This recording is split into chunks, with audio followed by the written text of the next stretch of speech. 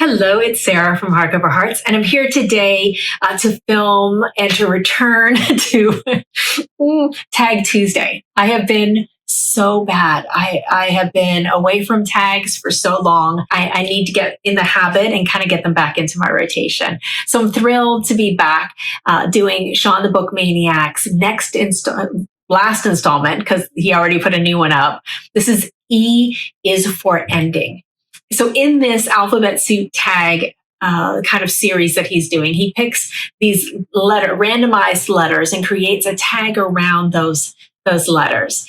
And I think it's brilliant. And I love his tags. I think he's always comes up with such interesting ones.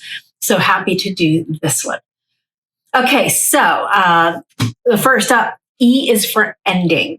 And so the prompt number one is list a book with a great one and then one whose ending sucked. And of course, we want to avoid spoilers. So for the phenomenal, amazing, masterful ending, I choose North and South. This is by Elizabeth Gaskell. This is one of I fell in love this year with these Pan Macmillan little editions. This is so stunning. I did this as a buddy read in Victober with Jacqueline from 6 Minutes for Me. And we both were incredibly impressed with the story, incredibly impressed with how she dealt with class issues, how she dealt with the Northern England and industrialization and workers rights. All of that just made it a fantastic book.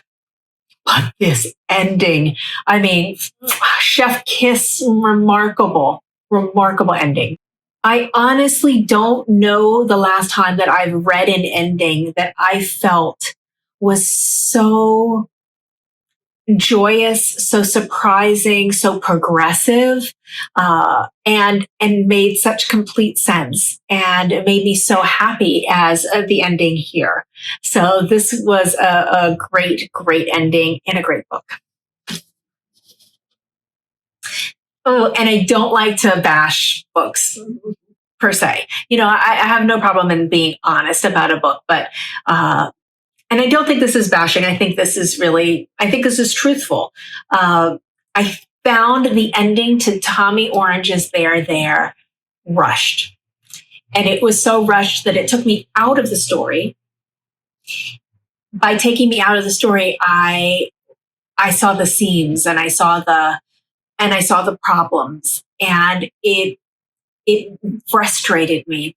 And when you're on that downhill after the denouement and you're just ready to just kind of end it on a really nice note, the fact that that all the wheels fell off as I'm going down that hill still bothers me.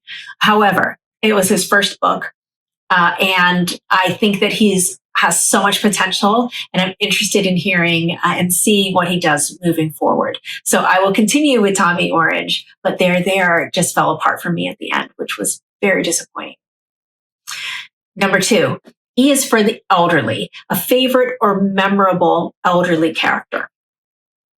So for this one, I usually, because I've seen this a couple times as a prompt, and I usually talk about Emerence from The Door, and that's by Magna Szabo, one of my favorite books about women and about women's relationships.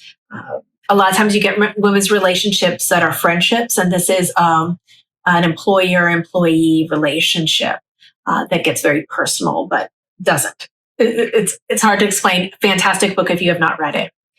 But I'm going to switch it up, and I'm going to pick a different book this time. And I'm going to say this is Old Baggage by Lisa Evans. This, I found this to be funny, charming, sweet. The main woman is Maddie Simpkin, and she was a suffragette in the UK, and she was fighting for the rights of women. And she went through the hunger strikes, and she was jailed, and she was abused by the police, and she's just not taking any of it. They've won. The suffragettes have won the right to vote, but she hasn't lost any of her zeal and any of her kind of progressive organizing ways, and I just thought she was a fantastic character. Loved her. Okay, next up is number 3. This is E is for EU. Your favorite contemporary writer, post World War II to now, from the European Union, and or one you'd like to try. And so for this, I am going to choose someone that has a relationship to the last book I talked about. Another great older woman character was found in Olga Tatarchuk's Drive Your Plow Over the Bones of the Dead. I don't know if I've ever heard a more heavy metal title than this one. I just love it. I loved this book. I thought it was so innovative, completely unexpected. And our main character is an older woman, hence the relationship with Old Baggage from Lisa Evans. Olga Tatarchuk, I read Flights, and while I thought the writing was beautiful, it lost the thread for me, and I just didn't continue with it. I DNF'd it. But I know she has a vast backlog, but not a lot is published and translated into English. So I'm really hoping that we as English readers get to a little bit more of her oeuvre, because just from those 2 books, her mind is very interesting and goes in different directions. I also got a chance to see her and her translator from Flights here. I think that woman's name is Jennifer Croft, here in San Francisco. They did a session together, and they were fascinating, just fascinating women. So I am interested in more of her work. Number 4, E is for E. A writer you recommend whose first and or last name begins with an E. So for this, I would like to choose Annie Ernaux. Annie Ernaux is new to me. I just read her last year in December, and I did a whole video series discussing this book. This is The Years. As you can see, I had a lot to think about with this book. Annie Ernaux is a remarkable writer. She's a memoirist. She's done these 2 books. I haven't read this one yet. It's I Remain in Darkness. And I think it is about her mother's, dealing with her mother when her mother was going through impacts of Alzheimer's. What she did with this book was she was able to take one girl's journey from childhood into adulthood, at the same time interweaving the changes going on in France simultaneously. And there's so much to explore here. Remarkable book. Okay, next up is E is for Exploration. So this is a new writer, theme, or genre you would like to try. For me, this is the Cora Sandell series of the Alberta series. Alberta and Jacob, Alberta and Freedom, and Alberta Alone. I think we know how this one's going. I've heard so many amazing things about this, specifically from Shawn the Book Maniac. I don't have the most beautiful books, but that's fine. I want to read them, and then we'll see if I want to seek out the beautiful covers. But I'm very interested in reading her work, because I hear it's so remarkable. Number 6, E is for Et tu, Brute, a book in which betrayal plays a pivotal role. I would like to suggest In the Dream House by Carmen Maria Machado. I think one of the most scarring betrayals that can ever happen is to fall in love with someone and then have them abuse you, whether it be physically, verbally, mentally, psychologically. And that's what is documented in this memoir. This is a memoir, but it is written in such a unique and innovative way. It's as if you're looking in on a dream house, and you get to see little vignettes and little ways of relating to the trauma that she experienced. So smart, so thoughtful, such a good book. This was in my best of 2020 nonfiction, as well as the years. So there you go. Next, 7, E is for Exception. This is a book that you loved or really liked in spite of it containing what you almost always consider to be a fatal flaw. Oh, have I got one? I knew immediately the moment I saw this which one I'd pick. And that is The Overstory by Richard Powers. Now, I will say, I ate this book up. I devoured it. I thought the language was remarkable.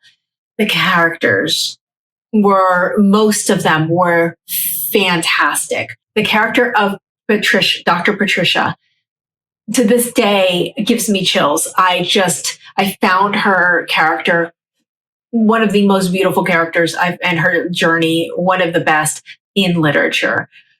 Absolutely loved it. However, this book is created in a way to manipulate you into arriving at a specific emotional conclusion. And normally when I feel like I'm being manipulated to a conclusion, I get real irritated. And even though I know it, even though I see it coming and happening, the writing made it up for me. But I understand why other people absolutely refuse to be taken on that on that journey. So I get it. But for me, this was a great read. Okay, next up, E is number 8. E is for E, a book with a lot of E's. For this one, I'm going to choose Oscar Wilde's The Importance of Being Earnest. So this is a comedy of manners kind of play. It was just so funny. You've got your mistaken identity and all sorts of wacky hijinks. I found it quite amusing and fun, and I read it for Victober delightedly. Then number 9, E is for Ever Present, a book that you read a long time ago that stuck with you. And this may surprise people because I'm not a very big science fiction reader, but Dune by Frank Herbert has always stayed with me. And I think it is the mix of politics, ecology, and the Bene Gesserits. My God, those women were amazing.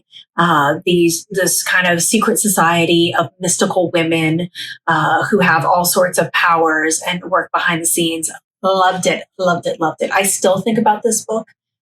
I remember not being able to read it without having water nearby because it just parched me so much. The scenes in the desert and what was happening. I think this is a remarkable work, and it's stayed lodged in my mind. Okay, and then E is for Eliminate, a group of books that you got rid of or want to, and why. So I'm going to talk about a theme, or a genre or a style of books. I am no longer interested in putting up with sexualized violence in books. And I discovered this because for Cloak and Dagger Christmas, I was reading a James Patterson, and I've never really read any James Patterson books. And I was astounded and disgusted and disturbed at the titillating nature of the writing through the eyes of a murderer and the sexualization and all of that. And I just thought, here's my line. I'm not gonna read these. I'm not gonna do it. So I stopped immediately and then really thought differently about how I choose, because I love the mystery genre. But I do recognize, especially after reading Maggie Nelson's The Red Parts, about the traumatic impact that real life people suffer when we have murder as entertainment and violence as entertainment. So I try to really be cognizant of the books that I'm reading to understand, is the violence here to eliminate a bigger truth, or is the violence here in a way to provoke and titillate and excite? And that I'm not doing anymore. So that's that. And then E is for Everyone, tag extensively. So I would like to see, let me think of a couple people that I'd like to see do this. I don't know if, and this hasn't This may have already, but you may have already done this, but I'm just going to put a couple people. So the first person I'd like to do this is someone who I just found her channel, Kay Becker Books. I would love it to get your answers to this, if you wouldn't mind doing this. I also recommend you check out her channel. She's fairly new, I think less than 3 months in, and is putting up great content. So check her out. I'll put a link to her channel below. Lindsay at Lindsay Reads. Have you done this one yet? If not, if you wouldn't mind doing it. Leo at A Little Book Life. Have you done this one yet? Heather at Soggy Expat Book Nerd. Please do this one if you haven't already. And I'll leave it right. Oh, no, Charles Heathcote. Could you please do that? Do the tag. I'll just put links to all of their channels below. And thank you always, Shawn, for putting out the best book tags on BookTube. And I hope you've enjoyed this. Everyone, thank you so much for watching, and I'll talk to you later. Bye.